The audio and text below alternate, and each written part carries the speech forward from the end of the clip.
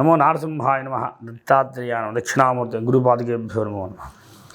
ఇప్పుడు మనం తెలుసుకోబోతున్నాం కుంభం గురించి. కుంభం అంటే ఏంటి అసలు? ఈ సంవత్సరం 2024 మే నుండి కుంభం ప్రభావం ఎలా ఉందో తెలుసుకుందాం. కుంభంలో ఉన్న విశేషం ఏంటంటే కుంభం చాలా పెద్దది. అంటే కుంభం కొండ అంటాం కదా. అంటే వీళ్ళు రహస్యాలు వీళ్ళు చేసే పనులు చాలా పెద్ద పెద్దవి కూడా. అంటే వీళ్ళు చిన్న చిన్న పనులు చేయరు.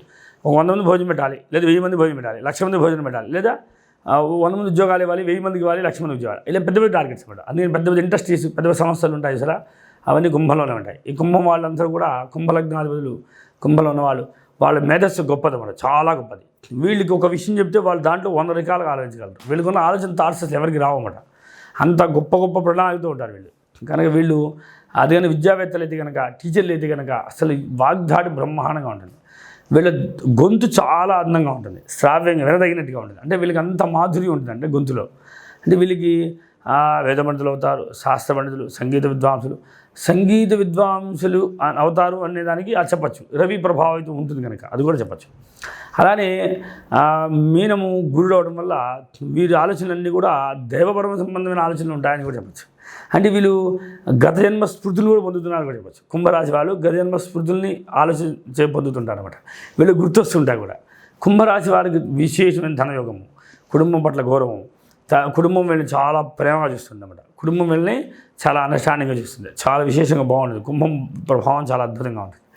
అలానే సోదరులు లేకపోవచ్చు అని కూడా చెప్తుంది. ఒకవేళ ఉన్నారా వాళ్ళు గొడవ పడుతున్నారని కూడా చెప్పచ్చు.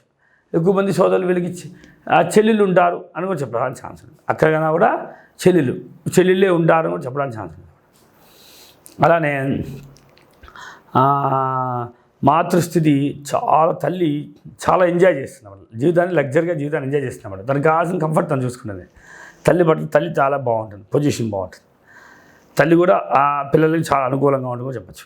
తర్వాత పంచమ స్థితి, వీళ్ళ ఆలోచన థాట్స్ ఇక ఎక్కడన్నా పెడితే వీళ్ళు చాలా స్థితికి తీసుకెళ్తారని చెప్తాం కదా. అలానే వీళ్ళ మంత్రిత్వ శిక్ష బాగుంటుంది అన్నమాట.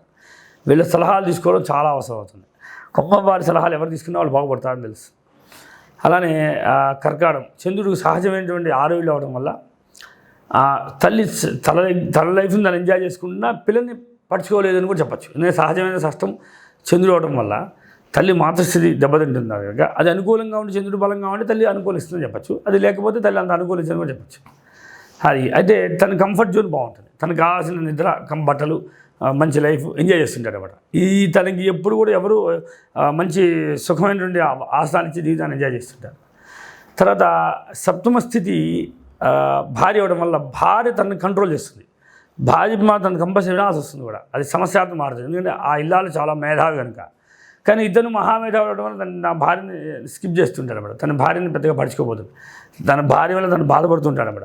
నాకు ఇలాంటి భార్య దొరికింది ఏంటా అని బాధపడుతుంటాడు. ఎందుకంటే ఇదేమో శని, ఇదేమో రవి పూర్తి ఆపోజిట్ అవడం వల్ల చాలా సమస్యాత్మకం మారుతుంది అనమాట. సంసార జీవితం చాలా విచిత్రంగా ఉండదని తెలుసుకోవచ్చు, చాలా విశేషంగా ఉంటుంది. లేదా అష్టమ స్థితి బుధి అవడం వల్ల ఎప్పుడు కూడా వ్యాపార నష్టము, షేర్ మార్కెట్ ధనం పెట్టడము, దాన్ని నష్టపోవడము, షేర్ మార్కెట్లో వచ్చే సమస్యలు పొందడం, ఇవన్నీ కూడా చాలా లావాదేవీలు నష్టపోవడానికి ఛాన్స్ ఉంటాయి. అందుకని share market one day share market ఆడకుండా లాంగ్ టైం ఉన్నటువంటి వాటిలో కొంచెం పెట్టుకుంటూ ఉంటే సేఫ్గా ఉంటారు. కానీ లేదంటే ధనం మొత్తం పోయే ఛాన్స్ ఉంటాయని తెలుసుకోవాలి. తర్వాత భాగ్యము సహజమైన శుక్రుడు అవడం వల్ల వీళ్ళకి ఎప్పుడు బ్యాలెన్స్గా వస్తుంది, ధనం సమానంగా వస్తుంది. ఎంత వచ్చినా నెలకి ఎంత ఫిక్స్డ్ అమౌంట్ లాగా ఒక ఫిక్స్డ్గా వస్తుంది అన్నమాట. తర్వాత లాభం చూస్తే అది భాగ్యం. వృత్తి చూస్తే మాత్రం వీరు అనేక వృత్తులు ఏ వృత్తి చేస్తున్నా దాంట్లో ఉన్నటువంటి లోటుపాట్లు ఏంటి, దాంట్లో రహస్యాలు ఏంటి అన్నింటి కూడా తెలుసుకుంటుంటారు వీళ్ళు. ఆ తగినట్టుగా వ్యవహరిస్తుంటారు. అది చాలా అద్భుతంగా ఉంటుంది. అయితే లాభం వచ్చేసరికి మాత్రం దైవపరమైన లాభాలు ఎక్కువ పొందుతుంటారు వీళ్ళు. బాగుంది. తర్వాత వ్యయం వచ్చేసరికి మాత్రం ఖర్చు పెట్టే సమయాన్ని మాత్రం అసలు ధనాన్ని చాలా కష్టంగా ఖర్చు పెడతారు అన్నమాట. అయ్యో రూపాయి ఖర్చు పెట్టానే, ఆ రూపాయి అయిపోయిందా అని 100 సార్లు ఆలోచిస్తారు వాళ్ళు. అంటే పిసినాతనం బాగా ఉంటుంది అనుకోవచ్చు. కుంభలగ్నం వారికి ధనాన్ని ఖర్చు పెట్టాలని ఆతృత రాదన్నమాట అని కూడా తెలుసుకోవచ్చు. శని బలహీనంగా ఉంటే మాత్రం తీసుకోవాలి. శని బలంగా ఉన్నాడు అనుకుంటే అది అవసరం లేదు. ఇప్పుడు గోచారీత్యా మనం చూసినప్పుడు శని ప్రభావం ఎలా ఉంటుందంటే ఎగ్జాక్ట్ లగ్నంలో ఉంటాడు. కానీ వ్యాధి లగ్నంలో ఉండేది ఈ రాశికి ఈ సంవత్సరం ధనాన్ని ఎక్కువ ఖర్చు పెడతారని తెలుసుకోవచ్చు. కానీ గురుడు మాత్రం సేఫ్గా ఉన్నాడు కదా, కనుక మంచి కంఫర్ట్ జోన్ ఉంటుంది. అంటే తన లగ్జరీ ఎంజాయ్ చేయడానికి ఖర్చు పెడతారని కూడా తెలుస్తుంది.